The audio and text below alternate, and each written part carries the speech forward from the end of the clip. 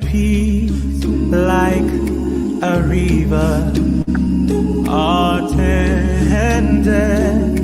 my way. When sorrows like sea billows roll, whatever, my Lord, thou hast taught me to say, it is well with my soul. It is well with my soul. It is well. It is well with my soul. And Lord, haste the day when my faith shall be sight. The clouds be rolled back as the scroll. The trump shall resound, and the Lord shall descend. Even so, it is well with my soul. It is well with my soul. Oh, it is well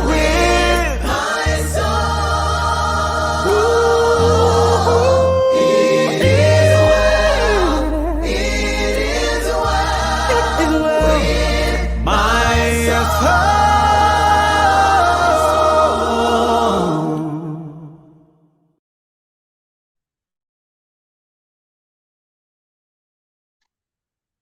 Happy Sabbath. I hope we're all well, and I believe the Sabbath has been a blessing, and I trust we all had a good week.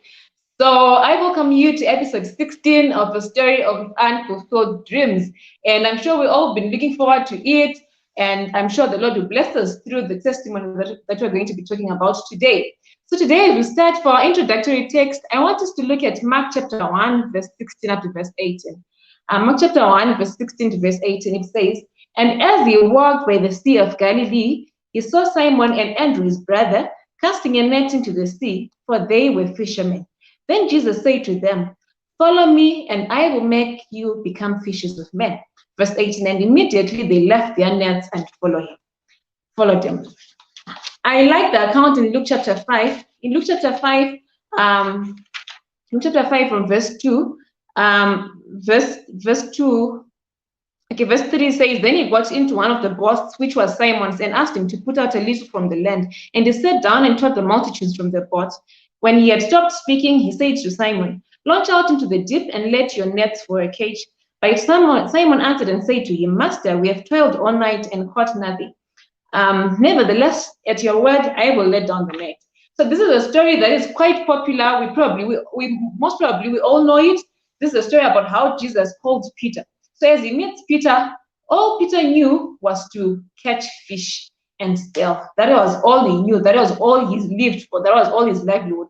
So that we remember towards the end there, after Christ had died and he had been called by Christ, and after Christ died, he's like, so what was the point, He then decides, what, I'm going to go back fishing, because this is all he knew. But as he meets Christ, Christ then says, you know what, my purpose for you, my vision, the vision that I have for you is bigger than what you think, what you have ever known, what you thought this was the ideal that God had for you. And in the end, he saw that he was going to become a fisher of men. And in the end, the impact that Peter had as he baptized about 3,000 people, he witnessed about Christ in all the areas. He would never have reached as much people as he did if he only was focusing on just getting fish and selling them to him. Sometimes we limit ourselves because we don't know the vision that God has for us.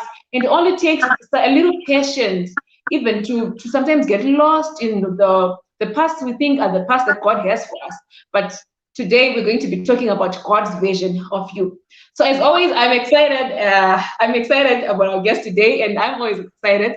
So our guest today is Qhamisa, all the way from SA. I hope I don't mess around with the name. I don't like people messing around messing my name, but I hope I got that right. Welcome, Qhamisa, to our show. Thank you so much for accepting to be part of it. Thank you so much for having me, my lady. And that's right, it's Qhamisa, but it's fair. Thank you, thank you, thank you. So yeah, thank you so much for agreeing to be part of us, and we'd like to learn so much from your experience, from your personal life journey, as you've agreed to be part of us. So tell me something. I have an idea who you are. Some people know you, and some people may not even know you. Who is Qhamisa? That's a deep one. That's a deep question. Before I say anything, I'd like to humbly thank you for inviting me, firstly. Thank you for even thinking of me. I mean, I think you've got such a powerful program, a story of unfulfilled dreams. Just to think that I'd be relevant to speak on this platform is humbling. Thank you so much for having me. And I hope, of course, that I will learn and that you will also learn and the audience will learn as we go through this discussion. Who is Qhamisa Tengile? Wow. Qhamisa Tengile is a visionary, a passionate young woman, a leader born to lead. Qhamisa Tengile is a child of God. Qhamisa Tengile is not her own. Qhamisa Tengile is a proud young Xhosa black woman. And if I would sum up a description of who Qhamisa Tengile is, I would say she is the answer to young people. She is the answer to the issues that Black young women face and the issues that Black young people in general face. So this is Qhamisa Tengile. I'm into politics. I'm into Christianity. I'm into the development of young people. I love music. This is me. Wow, wow, wow. It's good to know you, to have an idea. Probably some might have known you just from the music beat or from just the empowering being there for young people. But now to have this holistic package and the holistic idea of who Qhamisa is. Thank you so much. The first time I came, and thank you for the compliments about the program. We trust and hope that we get to reach out and people get to learn even from the ugliest of the stories that we sometimes don't want to share about. But I believe we can all share from those stories that we do have. So the first time I reached out to you and told you about this program, A Story of Unfulfilled Dreams, what came to mind when you hear the title? What comes to mind when you hear the title, A Story of Unfulfilled Dreams? My life came to mind. I don't want to lie. When you said a story of unfulfilled dreams, I just had a picture of myself. I don't know how practical that sounds, but I just had a picture of myself. You know, when you've everyone plans when they start to mature. You get to plan, Uguti, this is how I want my life to become. This is what I want to be. This is where I'll be in 2019, 2020, 2021. So when I heard the topic, I thought, yo, this is me. And I remember sharing it instantly. I shared it with a friend of mine, and she said, you need to speak on this platform. Wow. She instantly said that. She said, you need to speak on this platform. And I believed that because my life has been a story of unfulfilled dreams. But suddenly, somehow, people still get to look up to me. I ask myself, what do people see? Because everything I planned to achieve, I haven't achieved. But then again, it comes back to me to say, you are not your own. But I won't get into it deep. Just to say, Not when yet. I saw a story of unfulfilled dreams, I saw myself. Wow, wow. It's amazing how God speaks to us even in the most in the places that we don't expect, you know. So yeah, so tell me something. As a young girl, how did you envision your life to be? Like, especially by the time you got here, what did you think you'd be? And are you anywhere close to where you thought you'd be? Like in all aspects. Okay, thank you so much for that question. Funny enough, I'm nowhere close to where I thought I would be. I'm not even there. I'm not even in that direction. However, of course, it's not everything unfulfilled. Number one, I grew up in a rural area. So I thought to myself, I want to live in the city. I want to feel comfortable to wake up, dress up, wear my heels, and walk on a tar road. Number one, because I grew up in a place where there's a bumpy road, so your heels are getting damaged every day. So I, number one, thought, Ukuti, I want to be in the city. And number two, I want to have a career in the city. So I grew up being a young lady who loved, in primary, I loved EMS. I loved numbers. I loved maths. In high school, I loved accounting. I loved maths. So when I got to varsity, I started studying accounting. I wanted to be a chartered accountant, a chartered rather accountant. And that was my dream. I thought, Ukuti, yeah, I've got it. God gave me the brains. I was very smart. I would help my peers. I had dreams in the accounting space. Where am I? Nowhere close. Nowhere close. But then again, the second side of Qhamisa is she loves media. She feels that she's meant, or rather built, or created to influence others. I feel the light that I've received, the light that I've been exposed to, is not a light that I need to share, that I need to just keep to myself, but it's a light I need to share out there. It's a light that I need to expose other people to. And that has introduced me to my love for television. I love presenting. And I grew up thinking I'd be on television. I'd be that woman working on SABC, working on Mzansi Magic, all these television stations. But where am I? I'm in the rural areas.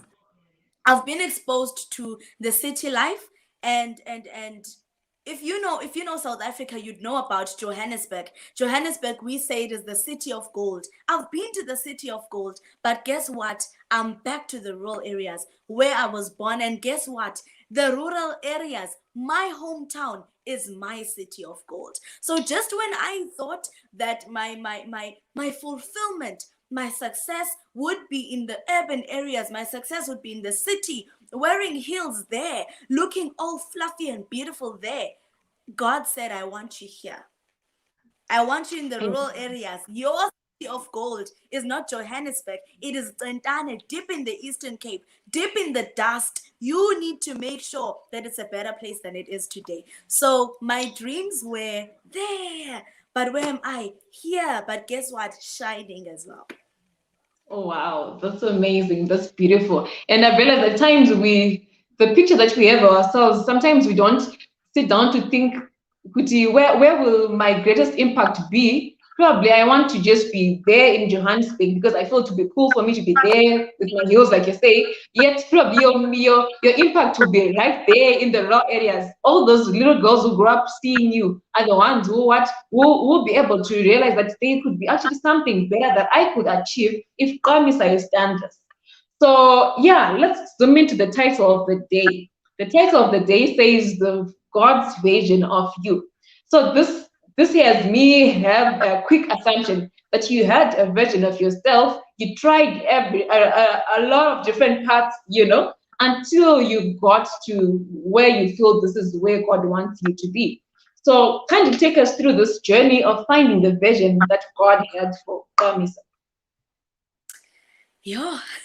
Can I first confess something? Okay. Sure, go Um, ahead. when you challenged me to come here, because I saw it as a challenge. When you invited me rather to come here, I thought to myself, usually when I speak on platforms, it's usually motivating, sharing the scripture, talking about everyone else but myself, talking about Job, talking about Abraham, talking about Joseph. But now you challenged me to talk about myself. And I think that has been the one thing I've been running away from, addressing and facing myself, facing and accepting the fact that what I wanted is not what I've received. So it's been a couple of days of having to say, conscientizing myself to say, Yeah, you're going to talk about yourself now. People are going to draw lessons from you now. Yes, we've been drawing lessons from Hannah, from Elijah. Now it's Qhamisa Tengile. It's been humbling. Um, okay, so God's vision of you. I thought to myself when you gave me the title, A Story of Unfulfilled Dreams, that as much as I had dreams, right? When I started maturing, I had dreams. Number one, I wanted to be a pastor's wife. Number two, I wanted to be an accountant. Number three, I wanted to be a TV presenter. I had these three dreams. And obviously everything else in between, singing and everything, fine, leading and all those things, though those were just in between. But these were my three dreams: pastor's wife, accountant, TV presenter. And then I look at myself. I haven't fulfilled any of those three dreams. I'm not a pastor's wife. In fact, I'm not a wife. So hello, I'm single. You never know.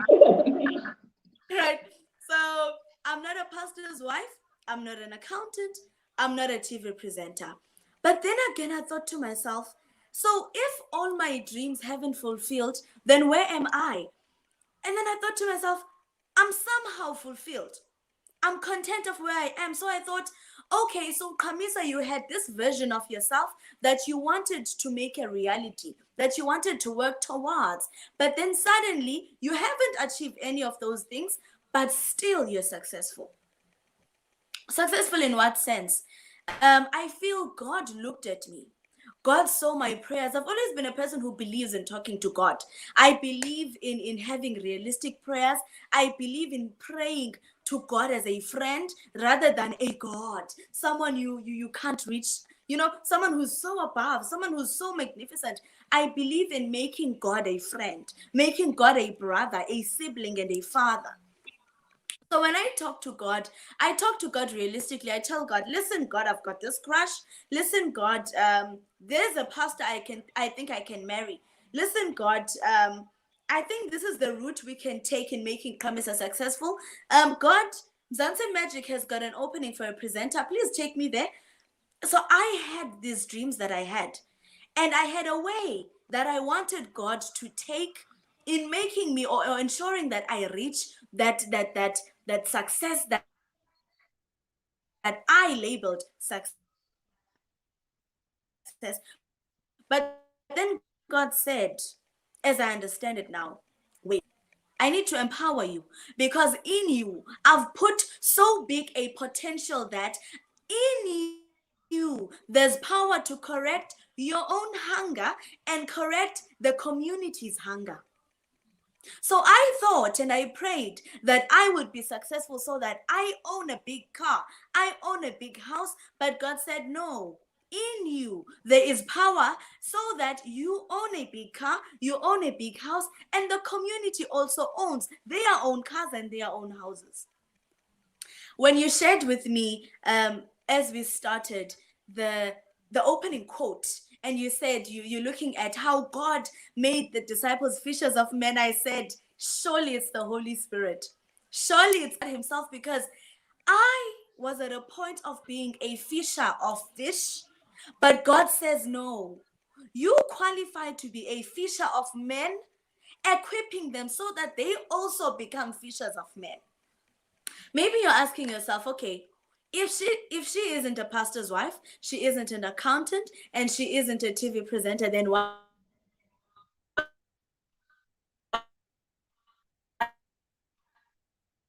is she? She is a young talk. So this is a company. We motivate young people. We go to schools, we go to universities where we empower young people. We empower Black people to say, you are not what your skin depicts. You are not who people say you are. You are not what the enemy says you are. You can go far and beyond the oppression you've received. You can go far beyond the restrictions. You can go far beyond the box you've been enclosed in. And besides the motivational part of me, I'm launching a skills center in these rural areas to say every young person who isn't qualified academically, or even a young person who is qualified academically but is unemployed. We are saying, come, we want to teach you a skill so that you're able to find something that will assist you in making a living. We're going to be teaching young people baking, doing hair salon skills.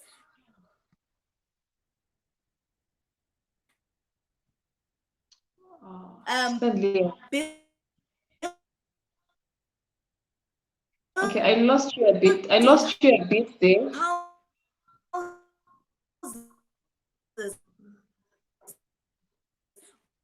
We're going to be teaching young people how. Okay, I think there's a problem with your connection. I lost you a bit there. Can you hear me now? I can hear you, my lady. Can you hear me? Okay, yeah, sure. Go ahead. Okay, just to summarize what I was saying I had a dream. I had this version of myself, this accountant, this TV presenter, this mom fundisi. But then God had his own version. He says, no, you are the answer to the community's problems. You are the answer to unemployment. You are the answer to young ladies who feel they can't achieve anything. You are the answer to young ladies who feel that the answer is a man.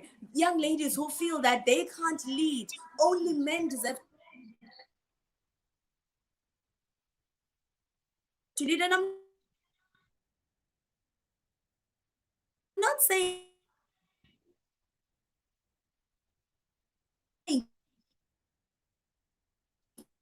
I think we keep having a problem with your connection. Okay, we're sorry for that. We keep having a problem with the connection.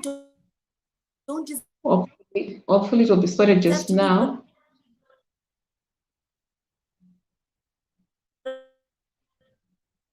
I'm saying.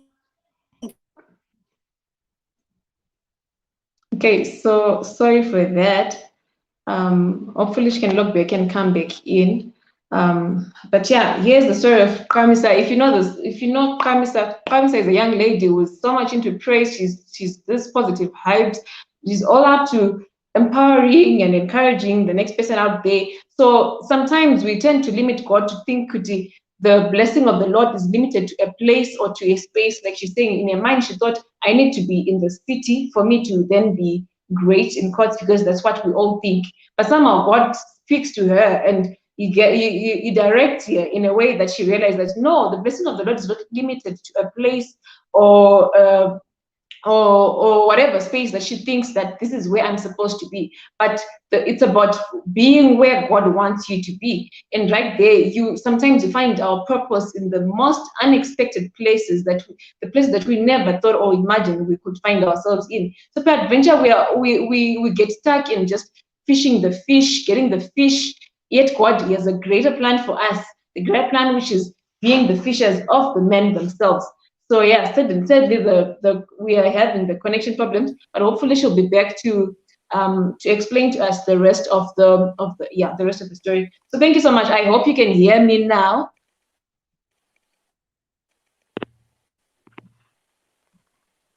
Can you hear me?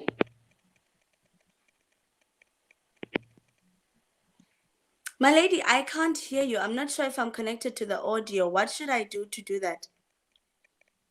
I can hear you. You are audible.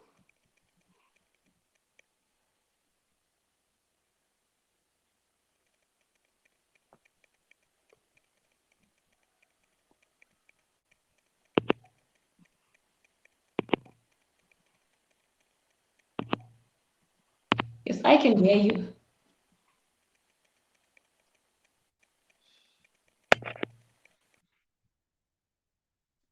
Okay, I hope that will be solved just now, hopefully.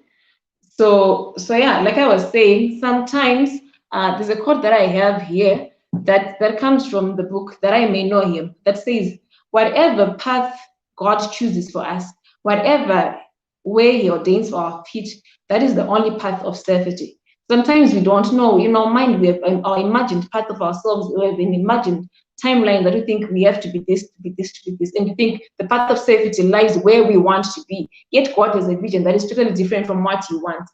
and says we are daily to cherish a spirit of childlike submission and pray that our eyes may be anointed with the heavenly eye salve, in order that we may discern the indications of the divine will, lest we become confused in our ideas, because our will seems to be all controlling. Hello, I hope you can hear me now.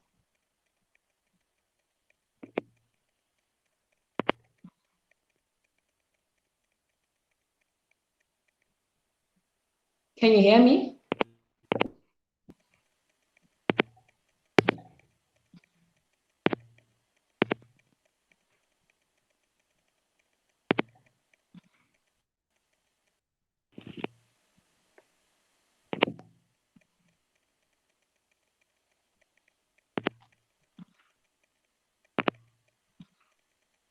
Hello, can you hear me? Unfortunately, we seem to be having this connection problem, but we shall continue with the quote that I was reading. So this quote says, we are daily to cherish a spirit of childlike submission. So how is childlike submission? How do we foster a spirit of childlike submission? Sometimes it's to do with just trusting whatever word that God tells us. Sometimes we don't even know what God has for us in store, but it's just about taking each day as it comes, and trusting that as we take each day as it comes, God has a greater plan for us. And also, it also comes with being attentive to whatever God has in store for us. At times, we all want to detect and to tell God, this is what you're supposed to do, this is what we need to do. We all want to detect things for God, but how many times do we sit down to listen to what God has in store for us?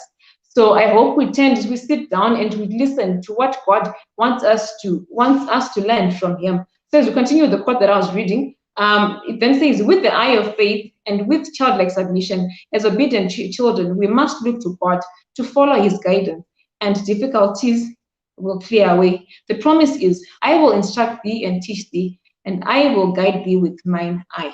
So all we need is to have this eye of faith. And the eye of faith is not just, the eye of faith does not descend the whole staircase, but the eye of faith takes its step as we go, and as we foster the spirit of surrender, we're able to see that which God has prepared for us.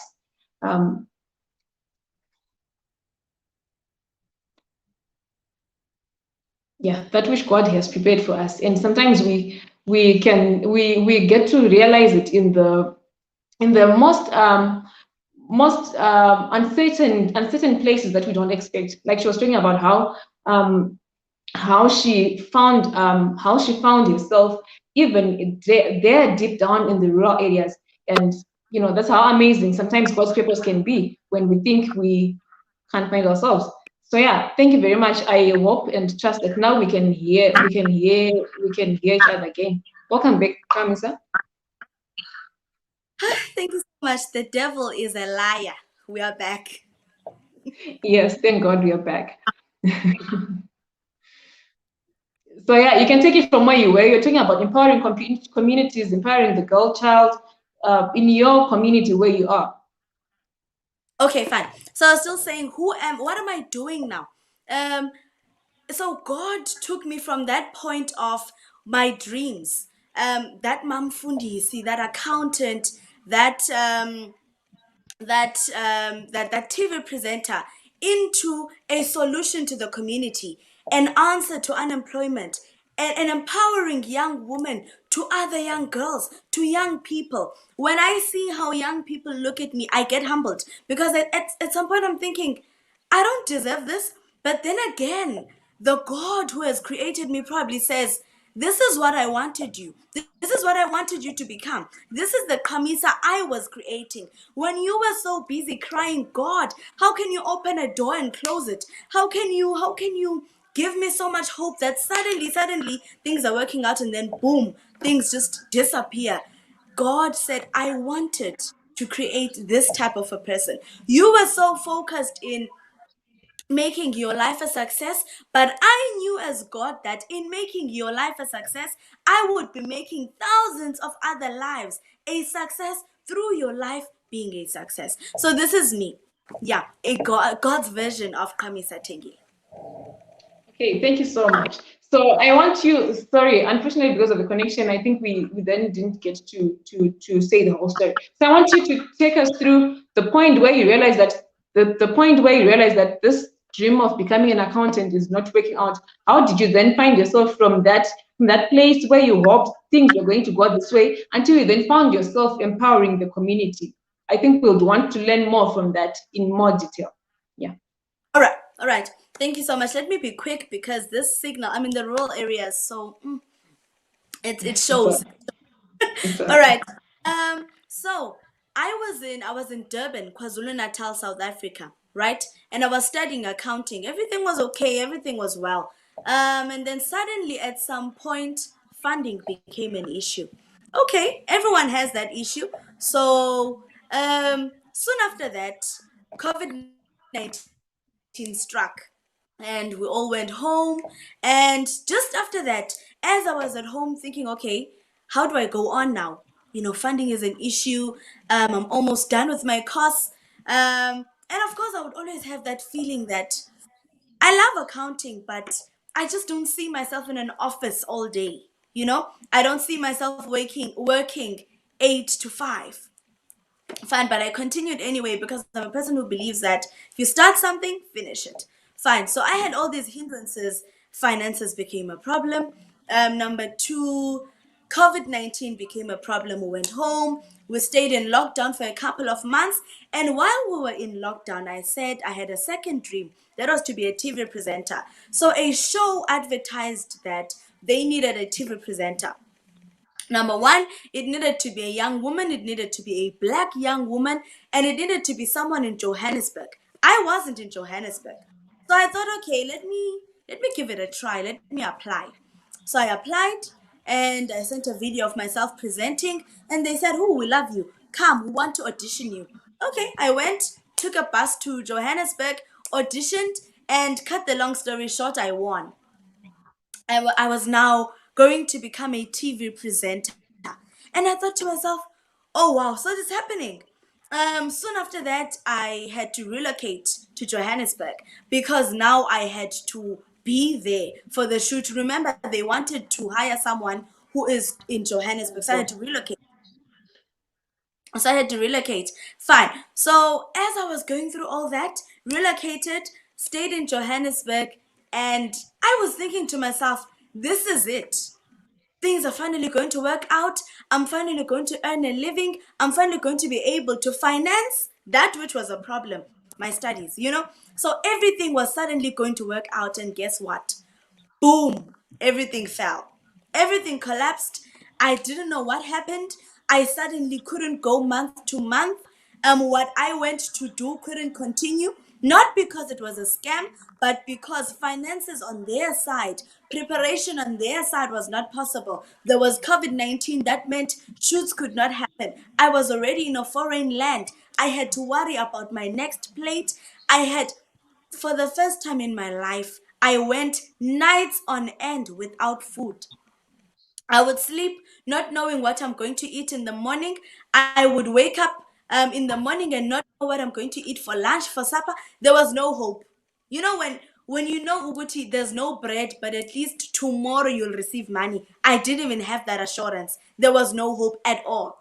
It went on to a point whereby my fridge was empty, so empty I had to switch it off because it's actually finishing electricity. There's nothing in it. This is not a story of years ago, hey? I'm talking about the COVID-19 period. Um, and then from there, it escalated. At some point, I had to pay rent. Can't pay rent. Just when I'm busy trying to negotiate with the flat owners, they got tired. Um, Kicked out of the flat. And there was a night I remember I almost spent the night outside. And to my to my surprise, I got into contact with, well, as I was walking outside, I had my purse. I was looking good. Listen, I would go to church every Sabbath. You understand? I looked good. I had everything I usually have on. If I'm wearing a blazer, I'm wearing a blazer. Um, I was looking good. I looked like there was no problem. People around me did not know there was a problem. The man I was dating didn't know there was a problem. I remember that night when I was outside, he called and he asked me, "Why are you outside?" And I said, "I'm going to buy bread." Meanwhile, I'm outside because I don't have a place to sleep. But I couldn't. I couldn't open myself up. I couldn't expose my vulnerability. And you said when you were opening this platform that and the prayer Mr. Sibanda uttered that let's now be vulnerable in this platform. So that's what I feared, that in this platform would get to talk about the dirty things I've never been able to address. So going back to my story, I was outside and I saw these two young ladies, prostitutes, and I thought to myself, they're also outside. And maybe they had to have this life because they didn't have a. So I was thinking, now I have to do something to save myself. Because in order to make sure that tomorrow I'm not outside, it means I need to make money now. And just as I was having those thoughts and I was confused, I'm this young lady who has preserved herself. You don't understand. Even in a relationship, I haven't been, offering those services. And now I'm outside and I have to offer those services to ensure that I've got rent money. So I was in that situation, and this prostitute comes to me and she says, "What are you doing outside at this time?" It was something to 9 o'clock. Something to 9 o'clock in the evening. She says, "What are you doing outside at this time?" And I looked at her and I froze. I couldn't answer her. I didn't know if I should say I don't have a place to sleep. I didn't know if I should say I need to make money. I didn't know what to say. And so she said to me, "Answer me. You're wasting my time. I'm working. What are you doing outside so late? It's not safe. Only we are safe because we are protected. We, as in the prostitute, there are bosses around." Fine. So I told her that I've been kicked out of my flat. I don't have a place to sleep, yada, yada, yada, yada. And she says to me, "Oh, okay, come with me." So I followed her hesitantly because I was thinking, where is she taking me? Is she now trying to introduce me to her job? And then she took me to this hall, just a hall, a very dirty looking, shady place. I wouldn't have entered that if I was safe, if I was okay. Fine, she took me to this place and she unrolled a sponge for me. She put blankets for me and she said, "Sleep." And so I slept. I don't have PJs, so I'm practically sleeping with what I'm wearing. Fine. So I slept, and then as I thought of looking around, I was not brave at first to look around, but suddenly I thought of looking around. Man, someone was working. Someone was working, and you know what type of working. This one had a client, this one had a client, this one had a client. Everywhere the hall is full. And then my mind registered, there are sounds. These people are working, and this is where I'm sleeping. This guy approached me, and I saw her running. The guy approaches me, and from another direction, the lady who opened the sponge for me ran and hit him. She slapped the guy and she said, "Don't touch her." I couldn't believe that the very same people I thought did not have manners, the very same people I thought did not respect themselves, were an answer to my prayer. I prayed outside for a place to sleep, and those people answered my prayer. So, to cut the long story short, that's how I went downstairs. That's how everything just went downstairs. So, I went back home and I re asked God, "What do you want me to do? You've now taught me now how to live with your providence." I mean, I've always been a person who has groceries for the month, but now you've taught me that it's possible to live not knowing what you're going to eat tomorrow.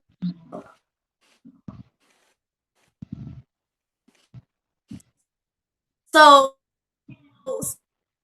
so after all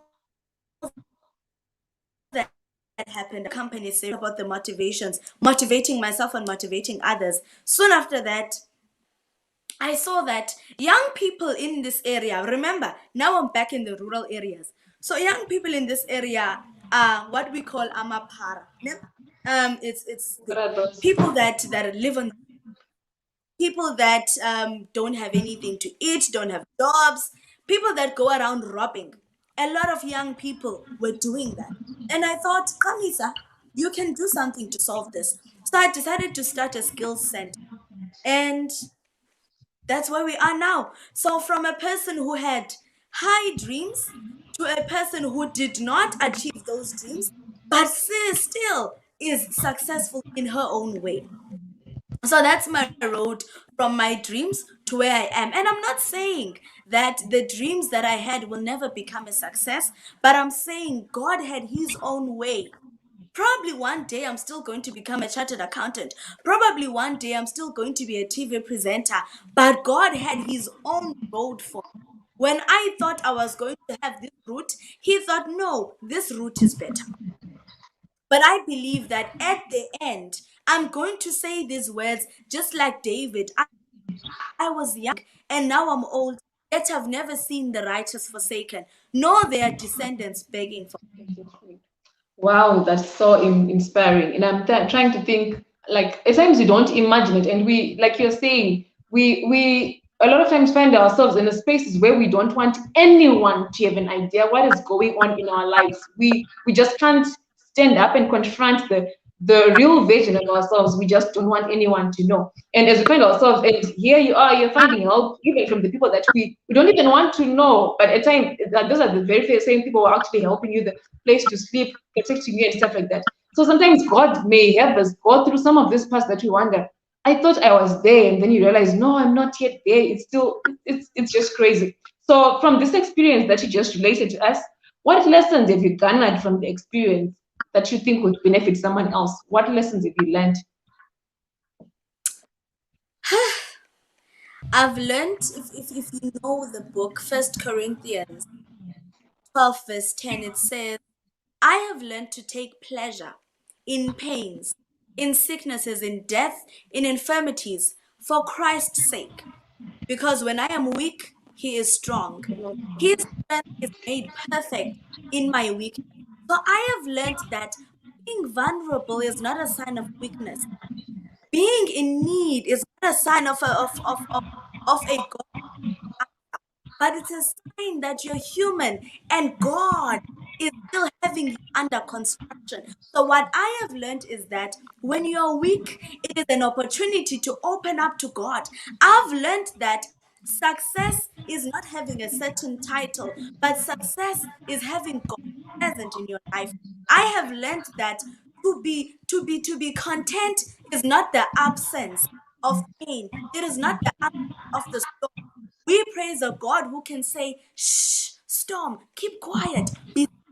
So my peace is not dependent on whether the storm is present or absent, but my peace, I can even be at peace in the presence of the storm because my God calms the storm. He doesn't remove it, but he keeps me going through the storm. Yeah. Wow. Thank you so much. And I've also learned from what you're talking about, how sometimes when people show up, like I've always wanted the saying that God does not have us look like what we've been through, like our problems. Like you're saying, you were dressing up, you were showing up for church for Sabbath, and people have no idea what you're going through. People just think, I know you're this bubbly character, you're ever smiling, and just put on, and no one has an idea that this girl is going through the most.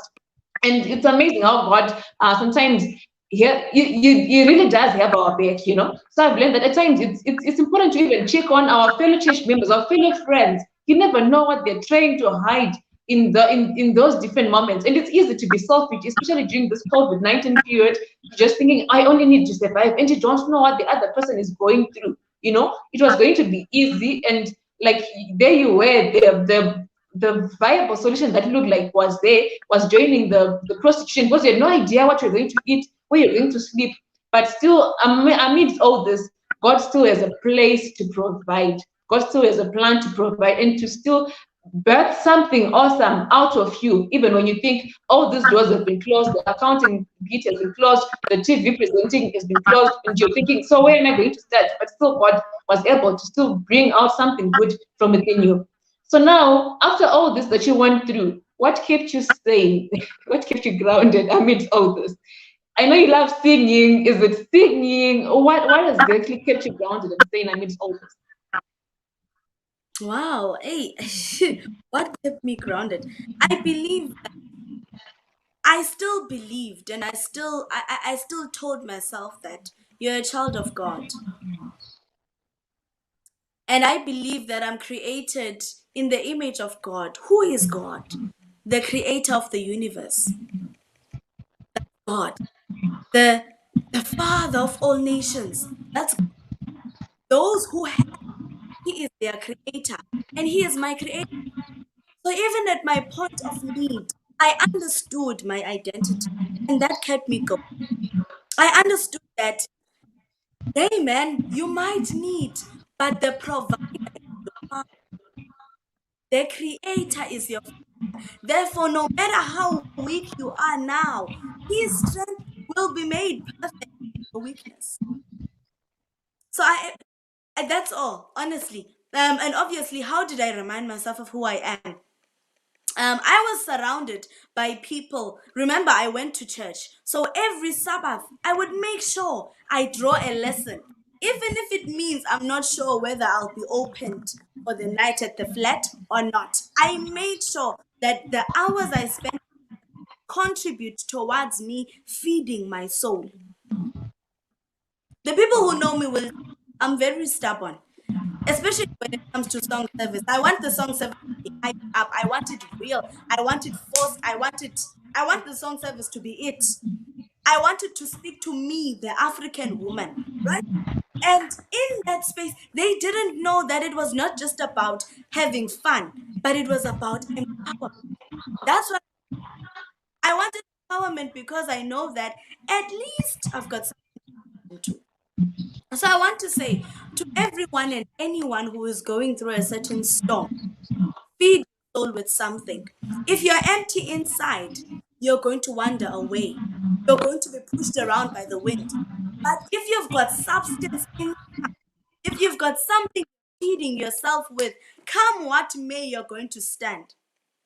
I promise you, come what may, you're going to stand. Fill yourself up with something.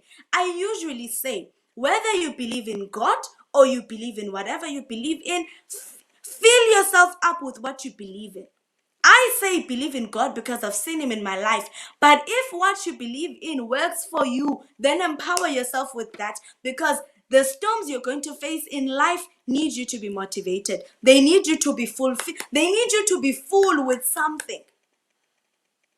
So I made sure that I remind myself of who I am. And number two, I made sure that I fill myself up. No matter how hard it was, I made sure. My Bible, the funny part is, my Bible is big. It can't enter a lot of my purses. But I made sure I've got this small New Testament book. It's always in my purse. When I didn't have a place to sleep, it was in my purse. When I had a place to sleep, it was always in my purse. Fill yourself up. That's all that kept me going, honestly. I filled myself up. Wow, thank you so much for that. And I think these are real lessons, real stuff that young people, especially in the church, are going through. There's so much retrenchment with this COVID period. And some people, I know of a lot of friends who sometimes try this and that, and this doesn't work and stuff like that. So you wonder, how am I going to find myself in this? And, you can just think that God has just left me. It's like he doesn't have a plan for me anymore. But I think that makes sense. You need to fill yourself up with God. And once you fill yourself with God and you realize who you are in Christ, no storm, you can still remain standing even amidst all the shaking. So what would you tell yourself if you could be in conversation as we get to the end of our discussion? What would you tell yourself if you could be conversation with younger Qhamisa back then? What would you tell her with what you know now? Yeah, whatever different step you could talk to her in the different versions of yourselves, or if you could just give her just a big chunk of information from what you've been through, what would you tell her? Open your ears to God. That's the first thing I'd say. Open your ears to God. You're going to have dreams. You have dreams. Don't listen to what people say you can and should try. Don't listen to what people say you can achieve. Don't listen to what people say you're worth. Listen to God. He created you. He knows the ingredients He has put in you. So listen to God. Open your ears to God. That's the first thing I'd say. And I think it's the fundamental of every other lesson. If you open your ears to God, you're going to be able to hear His will. You're going to be able to accept His will if you open your ears to God. And we had a network glitch, but when I came on, you were saying something about having faith. Have eyes of faith. That's what I would say again. Open your ears to God. Number 2, have eyes of faith. Don't be satisfied with an image or evidence, physical evidence of what you want. Be satisfied with the promises of God and see it before it happens. Have a proactive faith, a faith that says, yes, I'm not the answer to societal problems now, but I'm working towards that. God has put power in me. Affirm yourself every morning. So I'll say 3 things. Open your ears to God. Have eyes of faith. Number 3, affirm yourself every morning. I believe so much in because the devil, when he wants to derail you, when he wants you to lose track of your way, when he wants to make sure that you don't succeed, he gives you a new identity. He tells you you're black and black doesn't mean anything. He tells you you're from the rural areas and success is not in the rural areas. He tells you you are not worthy. He asks you, who do you think you are? I mean, people of a better standing, people with better homes, people with connections have achieved what you want. You don't have connections. What do you think? Remind yourself who you are. And just in case you've forgotten who you are the chosen generation. You are a chosen individual. You are a holy priesthood. You have been chosen to bring forth God's marvelous light to the world. You are the light.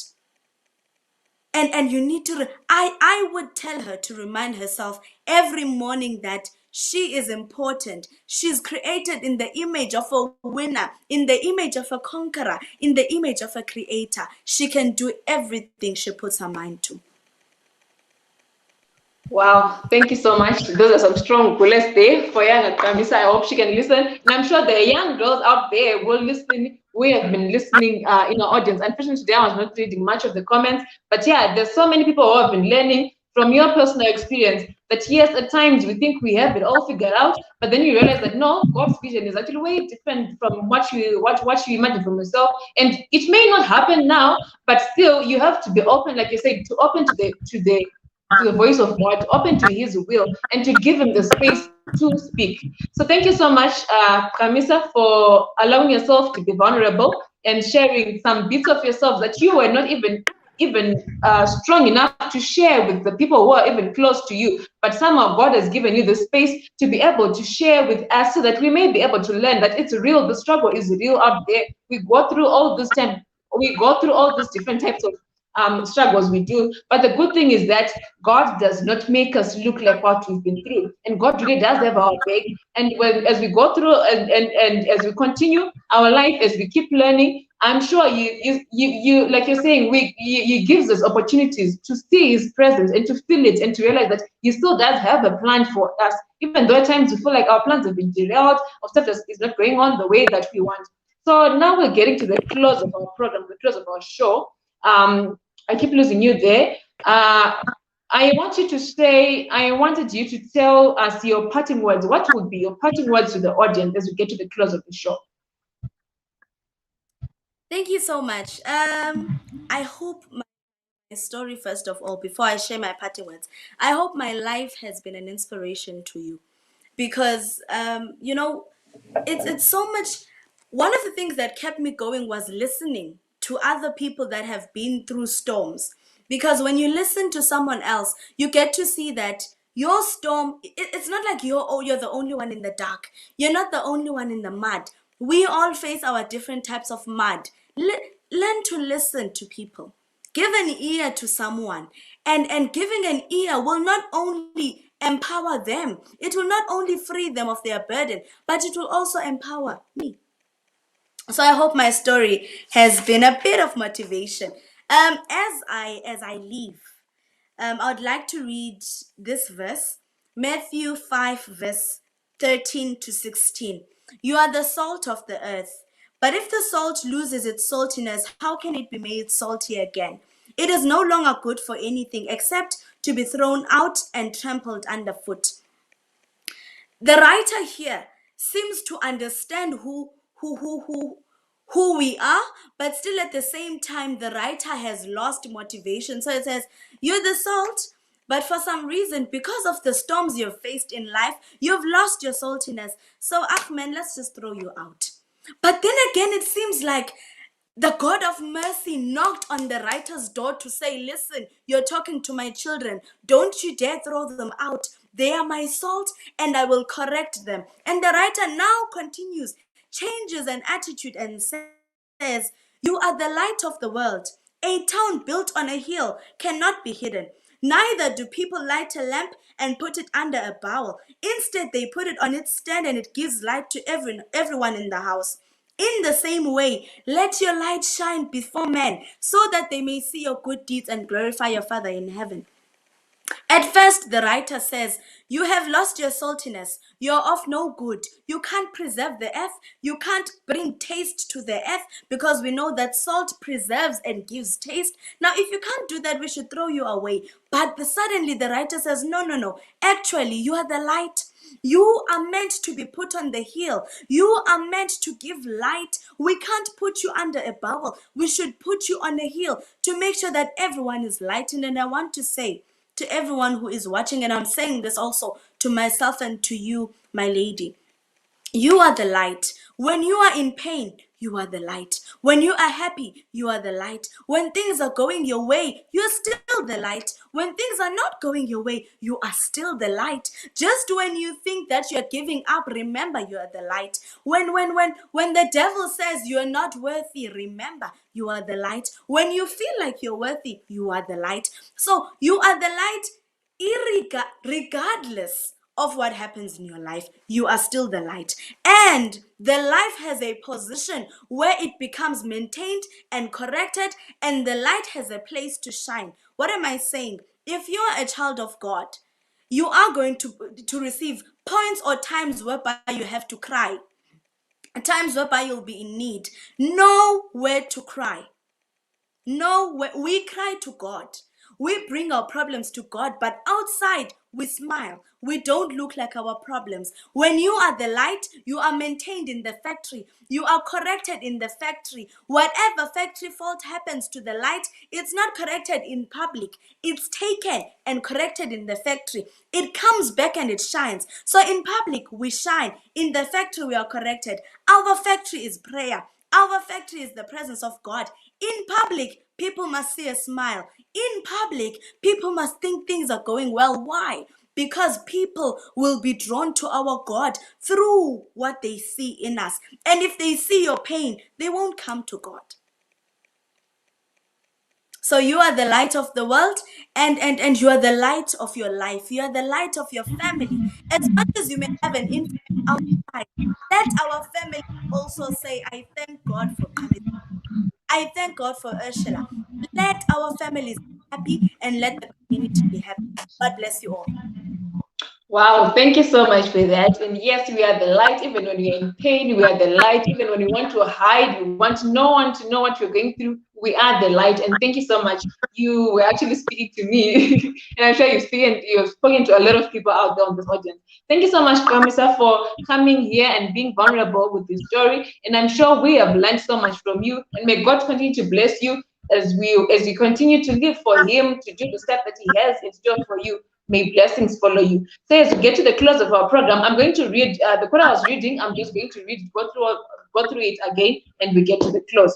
So the quote comes from the book That I May Know Him, page 249, paragraph 3.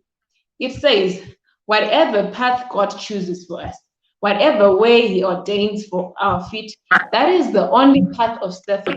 We are daily to cherish a spirit of childlike submission and pray that our eyes may be anointed with the heavenly eye salve in order that we may discern the indications of the divine will, lest we become confused in our ideas because our will seems to be all controlling. With the eye of faith, with childlike submission, as obedient children, we must look to God to follow his guidance, and difficulties will clear our way. The promise is, I will instruct thee and teach thee. I will guide thee with mine eye. May God bless you as we start again this new week. And like she has alluded to, let's learn to listen to the voice of God, to hear God speak to us. I like the quote from Minister of Healing that says, when every other voice is hushed and in quietness we wait before him, the stillness of the soul makes more distinct the voice of God. And he says, be still and know that I am God. So let's take time to individually hear God speak to us. And as we hear, as we listen to God, we'll get to realize what God has in store for us. And thank you so much for tuning in today. I trust you have learned so much as I have learned. And thank you so much, Qhamisa. So this marks the end of episode 16. Till we meet again next week, same place, same time. It's bye from me, Ashla Nora and Qhamisa. Thank you.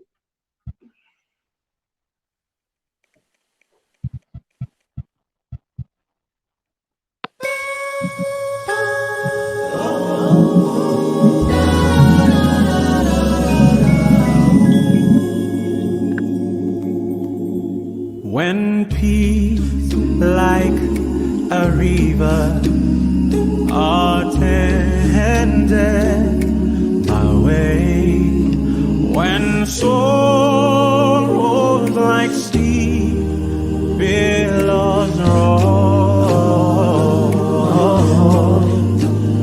whatever, my Lord, thou hast taught me to say, it is well with my soul.